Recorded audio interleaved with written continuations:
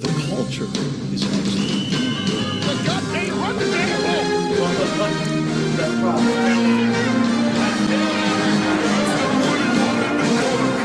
Calling both games. Duval. It is the word that sends Indianapolis into a tailspin. Hearing that horrible curse uttered in their hallowed walls will break every guitar in Jim Irsay's office. Desperate times call for desperate measures. Again, we aren't talking about trading for Yannick Ngakoue, he's still pretty solid. It's in the chorus of cast-offs they pretend can replace Andrew Luck. Carson Wentz, for his fantastically awful performances at the end of the season, has been packed into a Mayflower truck in the middle of the night. With this exile to the Reskins, they hope Colts fans will not form a lynch mob to hunt him down. Philly cackles in delight. For their next victim, quarterback, they go for another short-term fix. This one isn't like Phillip Rivers, they swear it. Matt Ryan may be on a bit of a decline, but he brings positional stability to an organization that desperately needs it. All it cost them was cap space and a third-round pick. And he was one of the best QBs available on the open market.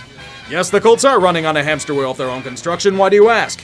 They'll make the playoffs this time. They may lose in the wildcard game again, but they'll make it, damn it! It will be their eternal punishment. Round and round the hamster wheel Indianapolis goes.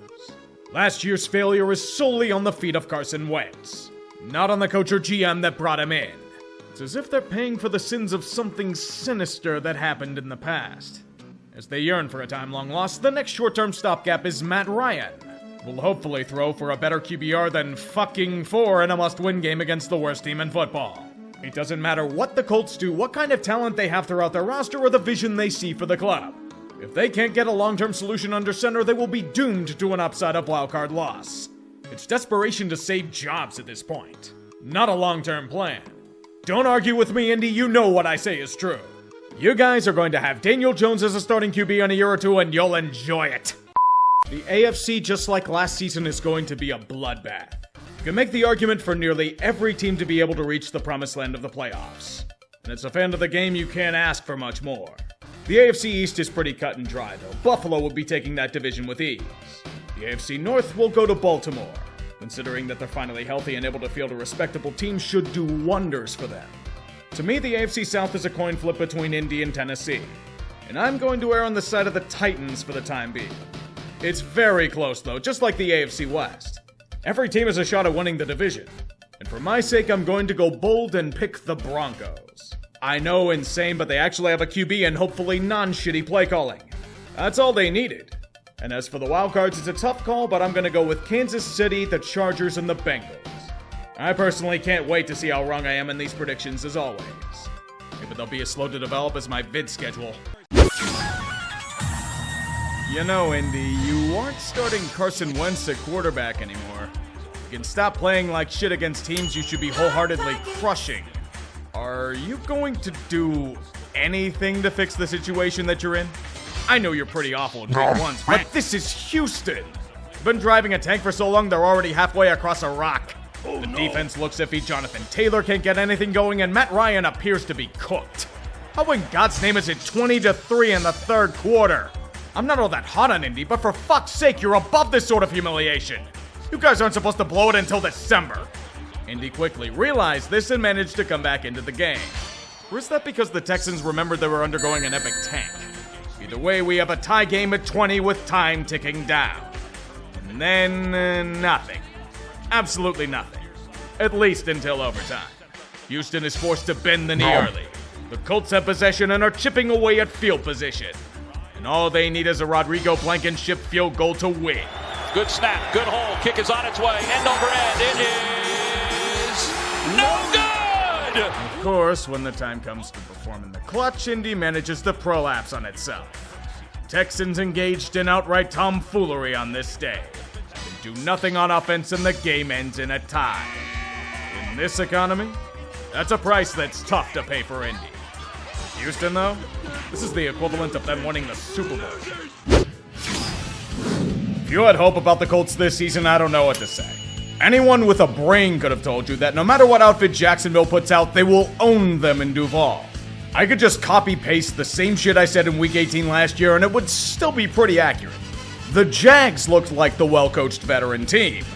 Trevor Lawrence and James Robinson had great games, and Matt Ryan looked completely washed in the face of that defense.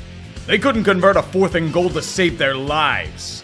You guys sure Carson Wentz was the only problem the team had? Thought they've been clowned against the dregs of their division? Reich and Ballard? I'd consider updating your LinkedIn profiles if I were you. Indianapolis, like Tennessee before them, is also in must-win territory. Their problem? They have to face off against Kansas City. They've destroyed their opponents so far, and the Colts look like roadkill. Without Shaq Leonard on their defense, their destruction is all but assured. On paper, this is why you have to play the games. Because if you don't, we can't witness the Chiefs' offense outright self-destruct when it comes to perform. Everything has been done to keep nudging Indy to do something against them. This is what happens when a team gets bored. They pile on amplifiers to the difficulty until it becomes impossible to win. Do you remember when everyone wondered why Eric Bieniemy hadn't gotten a head coaching job? We might know why now. He's adversarial with his talent. He overthinks situations just like Andy Reid. Reid knows all about choking at Lucas Oil Stadium, which is why we get utter failure in the red zone. Then drool on the play sheet by faking a field goal to totally fuck up the conversion. It's not all that terrible. Harrison Butker's out, so they would have missed the kick from there like they did the next time. The Colts have a chance to do the unthinkable. But Matt Ryan is sacked on 3rd down. The refs then take center stage. Unsportsmanlike conduct on Chris Jones for talking smack after the play. Ridiculously soft-ass bullshit, but it gives Indy life, and they will march down the field, whittling down the clock to potentially save their day and their season all in one. Here he goes from the 20. He throws it to the end zone. The Colts have taken the lead. Redemption. Indianapolis overcomes certain failure with a shit ton of help from the opposition. I thought you were clean, Andy. Why did you regress to full Reid after all this time? Are you just doing it for your sick kicks? God damn it, I was gonna give you the most delicious cheeseburger after this win. Now you get nothing. Say the line, Bart. You blew it! Will the Titans ever manage to properly finish off their opponents? Please, I beg of you, Tennessee. You do this every goddamn week, and I can't for the life of me understand why. You start out cruising past your opponent. Indianapolis doesn't even look like a pro outfit with how they're falling apart at the seams. Ryan Tannehill is managing the game in front of him properly. Derrick Henry is rumbling like the football world loves him to. In front of a rival crowd, the Titans are holding a 24-3 lead in the 2nd quarter. Yet it never feels secure. We know Tennessee's MO. They embrace the downing turtle. They become completely predictable on offense. Derrick Henry can't carry the team to relevance. The defense is forced to stay on the field for exorbitant lengths of time. Great, you're blowing it again because your coaching is inherently flawed. I don't care at this point. Just let the Colts tie the damn game and expose you fuckers again. It's Taylor. Trying to navigate. Just needed a little. That ball may have come out loose. Tennessee's claiming they've got it, and they do! The Titans have taken it away! Mike Vrabel, congratulations. You've just been bailed out of your own inefficiencies as a coach. For whatever reason, the Colts just cannot beat the Titans in Indy. They've lost 5 of their last 6 to them in their homeland. Everyone knows the truth. The Colts didn't win last week. The Chiefs lost it. I'd comfort you, but Jonathan Taylor might be out for a while. Goodbye, offense. It was nice knowing what that was like. Another greatest game. For fuck's sake, don't these teams realize I still have to do an NHL season vid? I don't want to talk about the shitty Colts. Then again, I can mock low-hanging fruit in Nathaniel Hackett.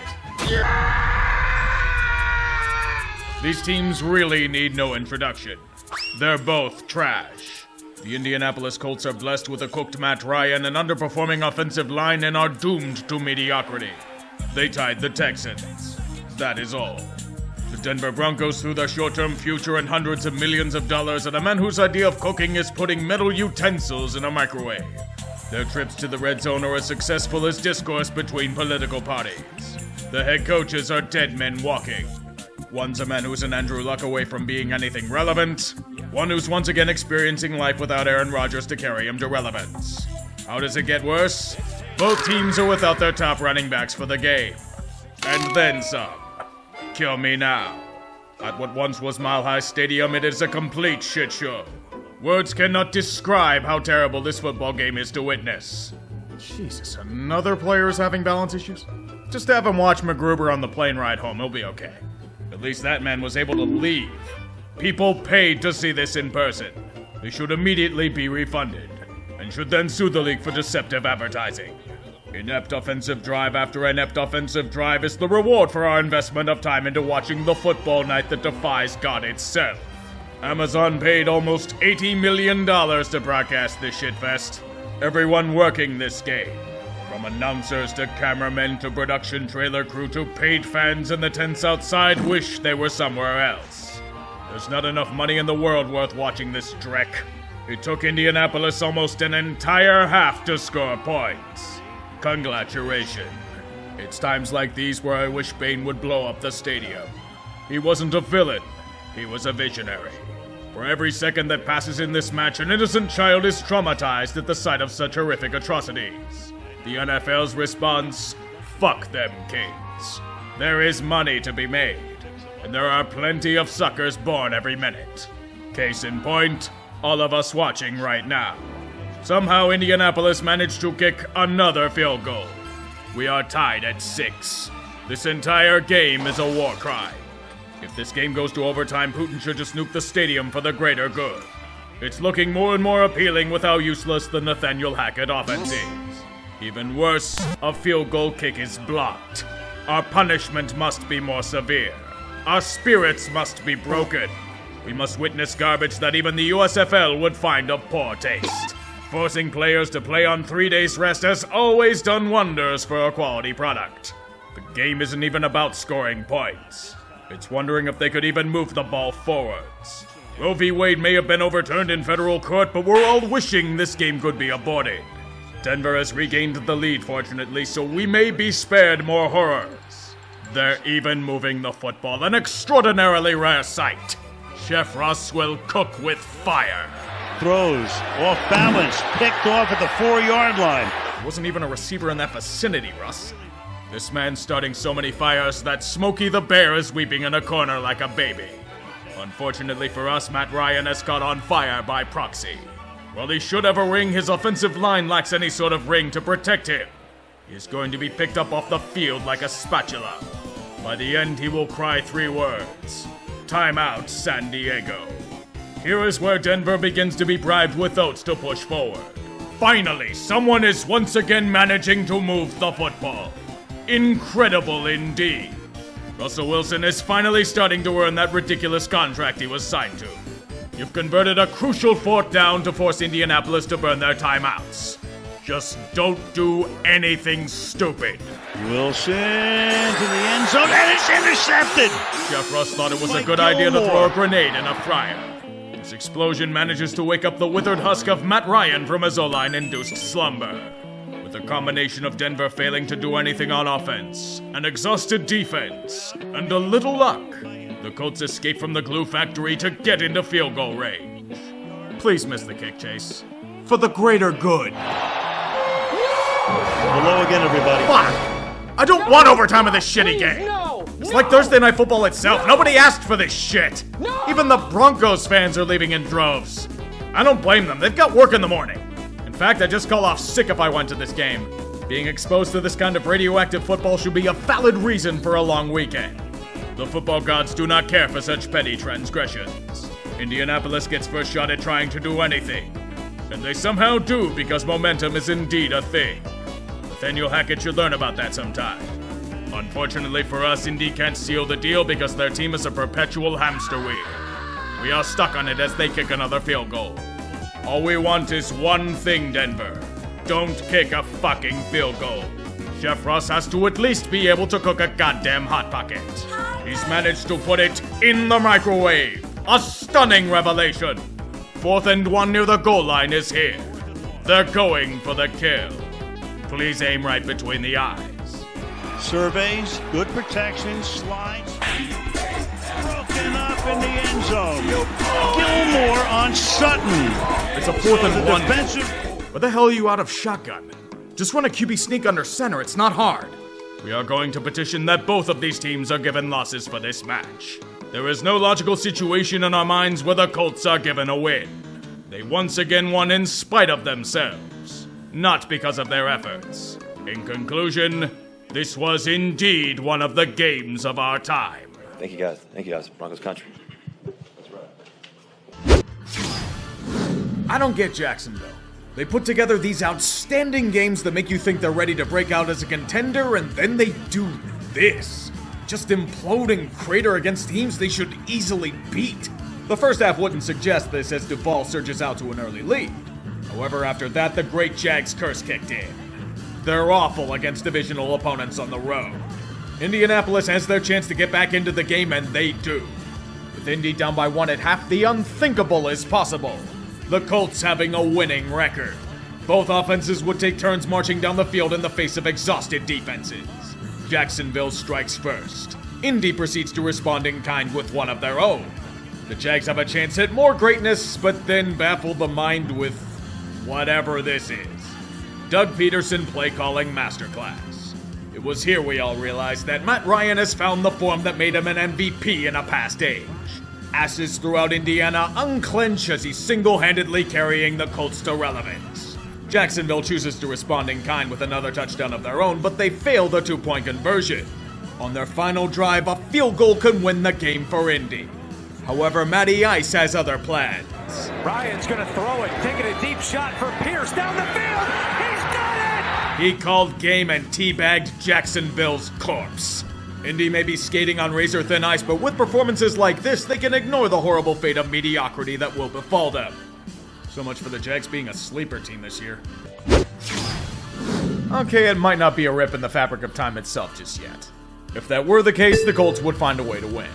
Unfortunately, Matt Ryan became Matty Iced. He's been frozen by the Titans' defense. However, despite their early lead, Tennessee will do everything in their power to bring Indianapolis back into this game. Ryan Tannehill will be fighting injury. The offense will be fighting Todd Downing's idiotic play calling. The fan base in attendance will be fighting their will to live. However, Indy just can't do it. You're telling me you can't beat a team that's trying to run a jet sweep with their backup quarterback? Come on, boys, you have one more chance to prove me wrong about you. Get it done. Ryan looking for Pittman. He's got it. There's the first down. Ball comes out. It's loose. The Titans continue to own the Colts. The worst part? One of these teams will claim the division. They'll be hosting a home playoff game. That's the biggest fleece of them all. Tennessee escapes their own demise with the faintest of praise. None for Todd Downing, though. He's terrible. There's one more thing to go over, Indy. Matt Ryan. The outcome that most of us predicted after you traded for him has come true. He's cooked. Not only has his ability fallen off a ledge, his shoulder has turned into a roast. Your owner's getting impatient. Jobs are on the line and he won't be able to take you to the playoffs in this state. What do you want to do, Colts? I see. Well, it's your decision and I'll respect it. You deserve so much better than this, Matt.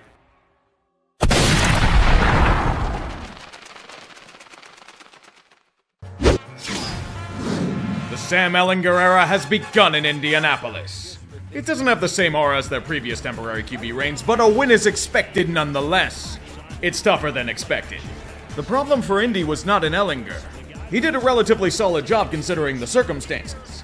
Indy's self-destruction came at the hands of everything else. There are fewer things that fell faster than the Colts' offensive line. Maybe the Berlin Wall, but at least they had to work to take that down. The Commies' defense managed to show up and embarrass them anytime they got close to the red zone. Jonathan Taylor's a top running back in the league? Oh, not with how badly he's been fumbling opportunities as of late. But even then, despite continually tripping over themselves, the Colts have done just enough to secure a lead. The defense is carrying big time, but the offense can't budge. There's one more drive to hold on with a 6-point lead. However, they made one deadly mistake, doubting Washington's resolve. Heineke looking. Heineke. They keep the play alive again. He flips it downfield, and McLaurin, the hometown kid, hauls it in at the 1-yard line. What a grab! Grown men. The eternally underrated Terry McLaurin with an amazing grab. Taylor Heineke's body made of grit sandpaper and has at least 100 dogs in him. The same can't be said for Michael Pittman. What is Sam Ehlinger going to do? Over the middle. Oh, it's dropped. That was a dime right in your fucking lap. How the hell did you drop it? That may have won Indy the game if you got it. But alas, the Colts are doomed to wither and die. How the hell is Washington at 500? Bill Belichick loves him some fresh meat at the quarterback position. Sam Ehlinger, I have good news. Well, not good news, but dying on the field is an honor. Not enough derision is given to the Colts' offensive line. It went from competent to shit faster than most 40 times at the combine. Ehlinger sucked, but can he really be blamed when he has no time to throw? Sam got sacked 9 goddamn times. You can't win like that. New England may have flaws, but the hoodie knows how to suck Indy's soul out at Foxborough. I don't know if he even needed to. The Colts are withered and hollow as it is to begin with. Jim Irsay will try to blame anything he can for his team's failure. He fails to understand the place he needs to start looking is a mirror. I'm not surprised at all the Colts are in chaos. They've been trapped on a hamster wheel of their own construction for years. And Jim Irsay's merely flailing around wondering what the hell went wrong. I don't know, Jim. Maybe it's trying to half-ass a patch job that's the reason why. Token sacrifices must be made to prevent Jim from having to realize that his meddling is costing the team. Marcus Brady was just the first step. The next is Frank Reich himself. You've heard tales of the glue factory, haven't you? Those weren't tales. It's a real place. And it's your final destination. Colts fans have been rightfully clamoring for this for a bit. But this firing is treating a symptom, not the cause. Indy's problems run deep. And it starts with Irsay himself. But we all know Jim isn't going to understand he's been fucking everything up since he fired Polian to take the team back. Throw some more deck chairs around. That'll solve everything. Shit on Dan Snyder all you want, but you aren't much better than he is. Sell the fucking team.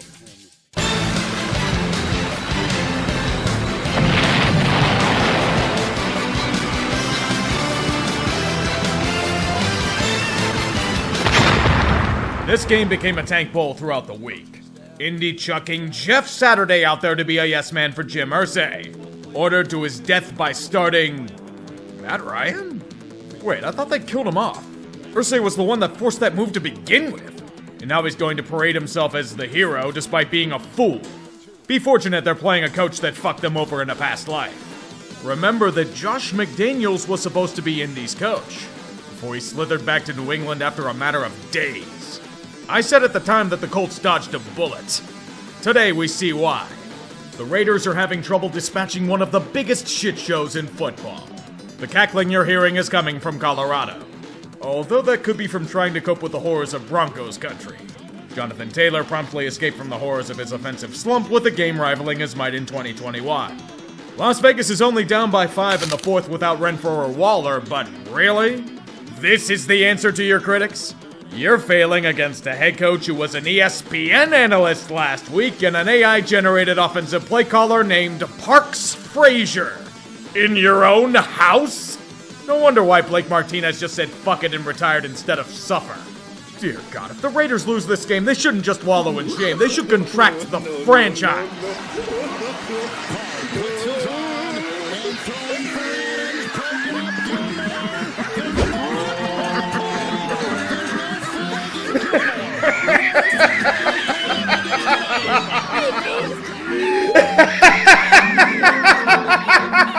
You're lost. Oh my God.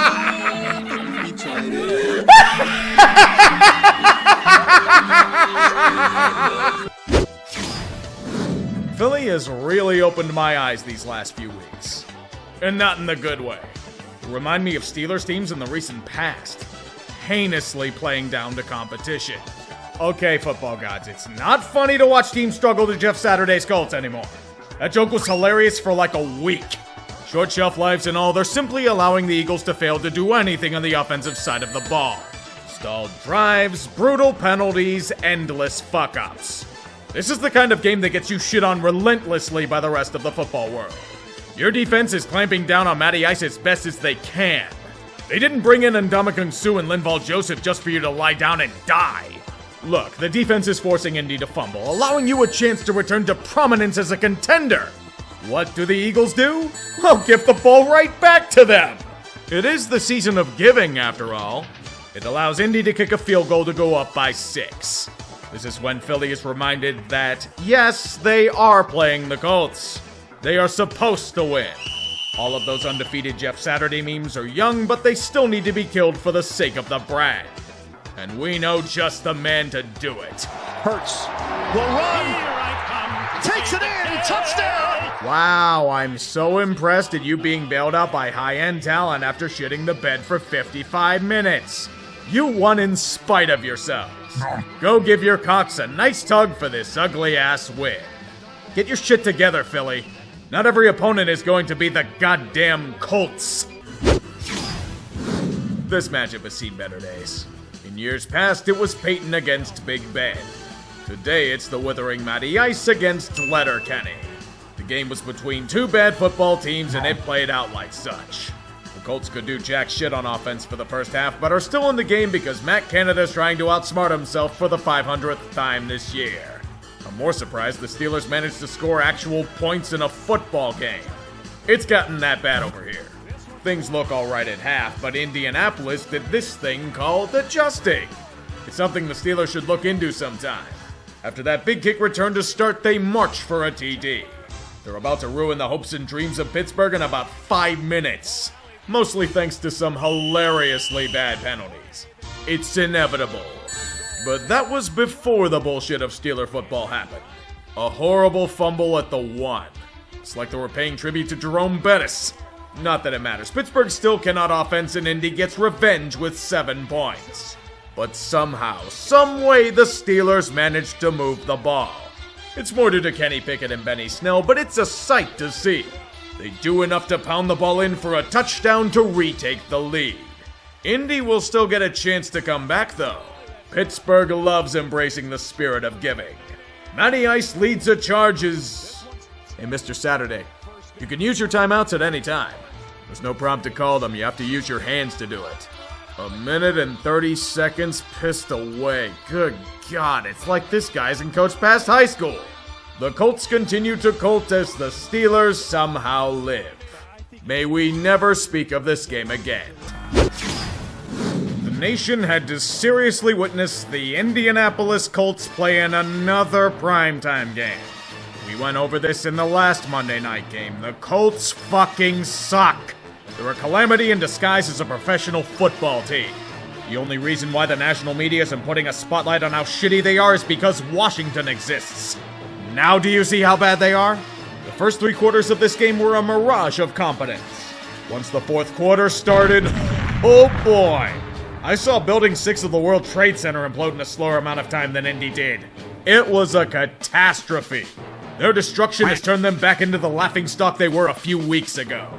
Matty Ice is absolutely fucking cooked. And if that isn't painful enough, the team simply stopped trying. Dallas just had their way with them afterward. 33 points in a single quarter. This says a good bit about the Cowboys and what they can be at their peak ability. It also says a lot about Jeff Saturday's Colts. This is a team without hope. They're destroyed in all aspects. The only benefit is scorigami. For God's sake, Dallas, Indy's been dead for 10 minutes. Give their families a chance to claim the bodies. I honestly feel bad for Saturday. Dude's set up to fail. As I say this, Dallas will merely keep practicing celebrations in the Salvation Army kennel.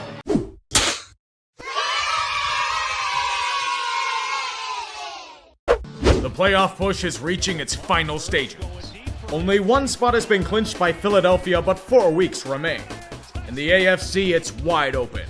Buffalo currently has number 1 seed, but Kansas City is close behind, if only because of a head-to-head loss with the Bills. Baltimore currently has the AFC North lead in the 3rd spot, and Tennessee has a loosening grip of the caboose division in the AFC South. Wildcards are currently held by Cincinnati, Miami, and the Patriots, but the Chargers and Jets are tied with New England at 7 and 6. A few other teams are 5 and 8, but they're long shots at this point. The picture will become clearer as time goes on. And as we all know, there's only one rule to follow. Don't get eliminated! There ain't no rest for the wicked. Money don't grow on trees. I got bills to pay. I got mouths to feed. I almost went a month without doing one of these. Felt peaceful. But as I always say, the football gods show no mercy. They show none to the Indianapolis Colts. Their only solace is that this is the first game Jeff Saturday will coach on a Saturday. To say that this season has been a disaster is like saying Baltimore hates the Irsay family. It's a given. Now on the fringe of elimination, there was little hope for them against the Minnesota Vikings. Their season has been the epitome of cardiac. Nothing but tight game after tight game after tight game. And it usually comes down to the wire. It's been a great year in comparison to previous ones, but nothing's ever easy. Not even the chance to lock up the NFC North with a win. Minnesota's only favored by 3. This is at home, against a doormat.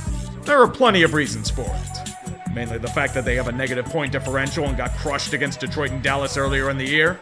But that's just spitballing. There's plenty to enjoy with a Saturday matinee game. Now let's see how this game plays. Oh my god. Oh my god. Oh my god! What in Sam hell have I just walked into? Most of us forgot there was a game and suddenly the entire world's gone to shit.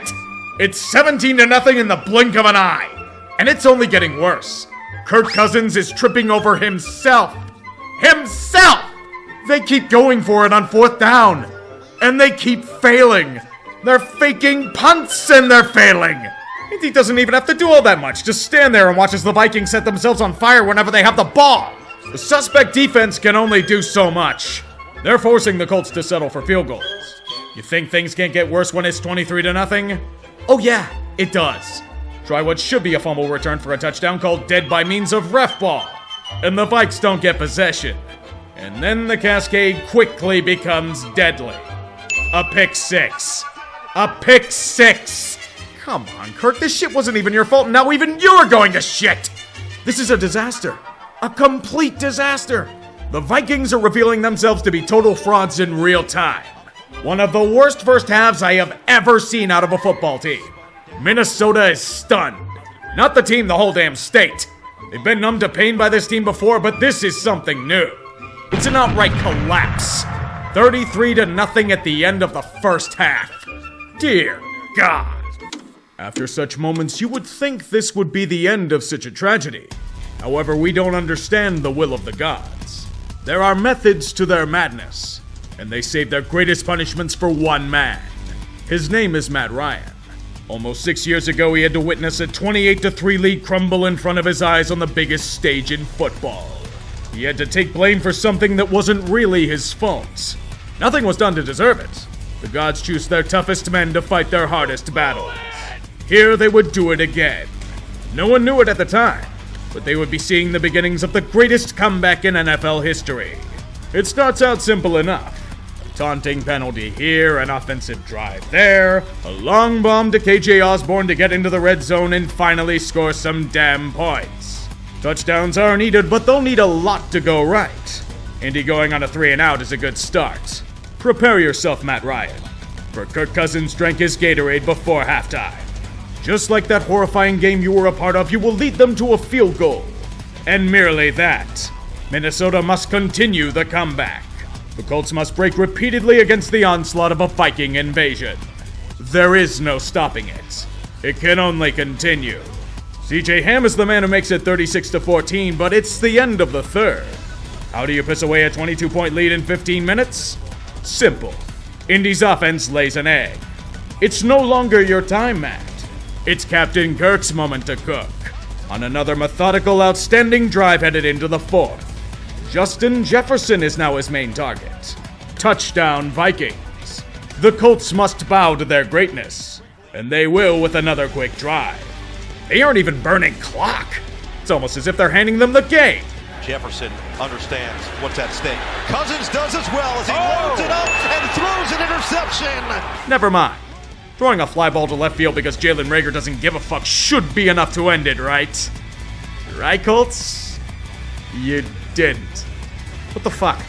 Predictably, Minnesota skull chants their way down the field with haste, ending with a touchdown to Adam Thielen. The improbable has happened. It's a one-score game. In their awe of such an accomplishment, Indy celebrates by fumbling the ball away for a touchdown. Wait, it was called dead? Why the hell did they do that? The ref shaved at least 14 points from the Vikings today. Can you not be fucking ass? Maybe then the Vikes wouldn't have had to rely on Kirk Cousins. Running. No such luck. Now, Indy, can you manage to survive or are you useless? You're useless. Great. It's not like you're gonna put a bow on this in one play, right? They're going to set up the screen with Dalvin Cook and let him chew up the yards. Dalvin Cook! There he goes!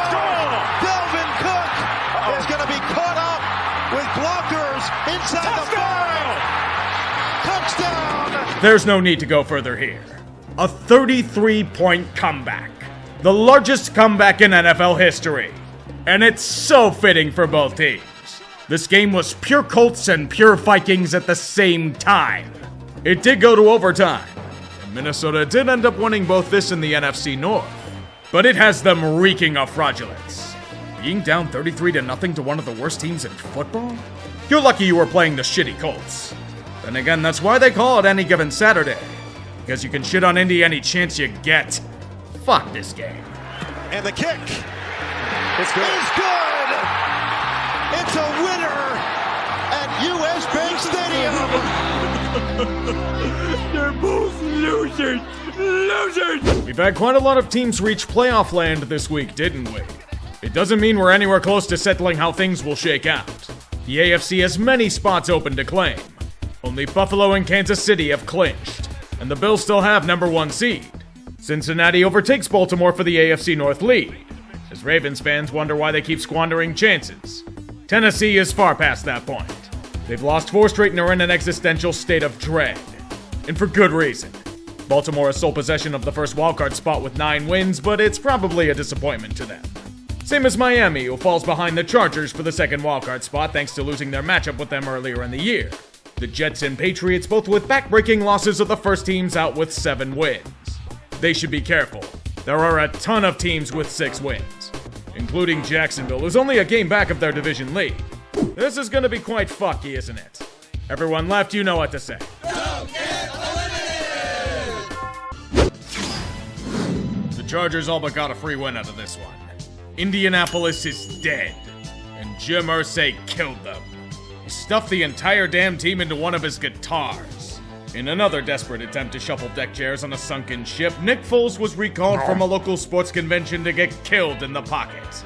Big Dick Nick he was not. He went limp. The whole team did. LA's defense got 7 sacks against them. The Colts didn't convert a single third down all game. Not even accidentally.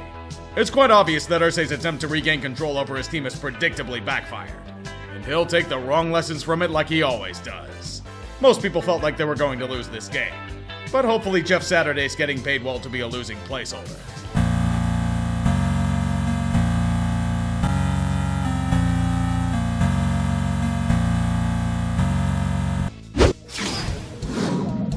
Year of heart attacks and a complete lack of talent, the football gods chose to offer mercy to the New York Giants.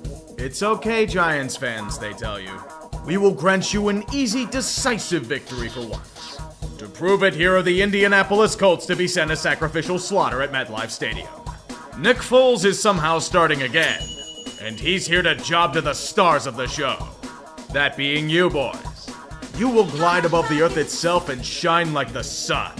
Big Dick Nick's member will be snapped by your might, and Kayvon Thibodeau will celebrate as he writhes in pain on the ground.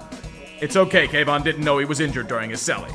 There will be plenty more celebrating to come with this victory. New York may lack many things, but a playoff berth is no longer one of them.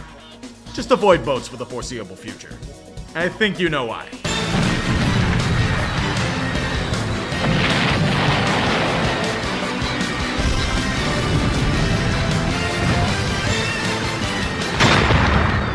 Now this is a matchup for the ages. A tank bowl that can alter the course of history. And both teams are eager to see their teams lose for selfish reasons. Why else would Indianapolis hire an ESPN analyst as coach and start Sam Ehlinger at QB? It certainly isn't to make themselves look good, I'll say that. Houston merely wants to tank for great justice. And are rumored to be firing everyone again because I really don't know. The Texans are just a clown car disguised as a football team. Part of me feels like Lovie Smith is trying to stick it to the organization by trying to make him this year's David Culley. Oh, you're gonna fire me? Not until I take a pound of flesh in return. That retribution would be in pushing the Texans to an early lead by means of General Mills. And a Sam Ehlinger pick 6, but beggars can't be choosers. However, the tides of war would turn, mainly with another pick six. They remembered their tank was real. That failure would be swift and justifiable, for the glories of the #1 pick are in sight. Indianapolis will be gifted their second win in the Saturday era, and the glories of the tank of tanks will be rewarded. Hey, Texans, the real war has been won. There's no need to push the ball down the field. Houston, no. The executives want you to tank. Texans, wait, don't! You're going the wrong way! You're gonna drive yourselves off the cliff! Stop! Stop! Mills buying some time, fires towards the end zone, and it is caught! Oh my word. Improbable! Oh my god. Lovie Smith is so pissed that he's giving the team the middle finger. He's going for 2. He wants to win! Play Watch determines Akins right there. Lines up outside, comes inside, watch him over the middle. who will pick first in the draft. Mills to the end zone, it's caught! Akins! You fools! You had everything you could have wanted and then some! This reeks of sabotage. In no coach's right mind should he destroy a glorious tank unless he wants to burn every bridge possible. Worse, it was against Indianapolis, who needs a franchise QB and is able to move up to the 4th selection. It's a disaster for Houston. But then again, Lovie was the head coach of the Bears at one time. And with this Texans win and their horrible time, a new champion appears at the 11th hour. With pride, may I introduce to you the winners of the 2022 Tank Bowl, the Chicago Bears!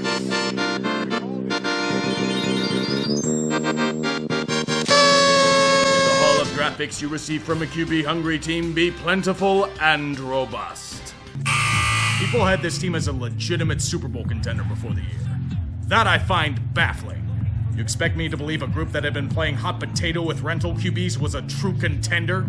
This year merely reinforced one thing. This team was built for Andrew Luck. Anyone else could never get them to their full potential. Matt Ryan was a great quarterback in his time.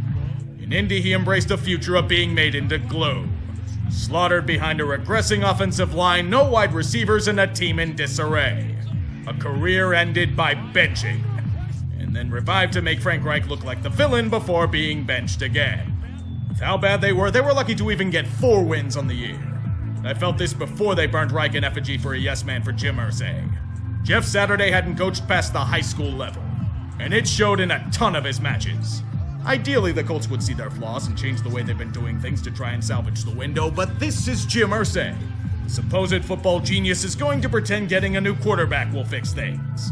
And then keep Jeff Saturday around because he wants someone he can control. Is anyone really shocked at this potential outcome? The only thing I'm really surprised by is that Chris Ballard is still here. Figured he'd have been thrown into the pit that Frank Reich was.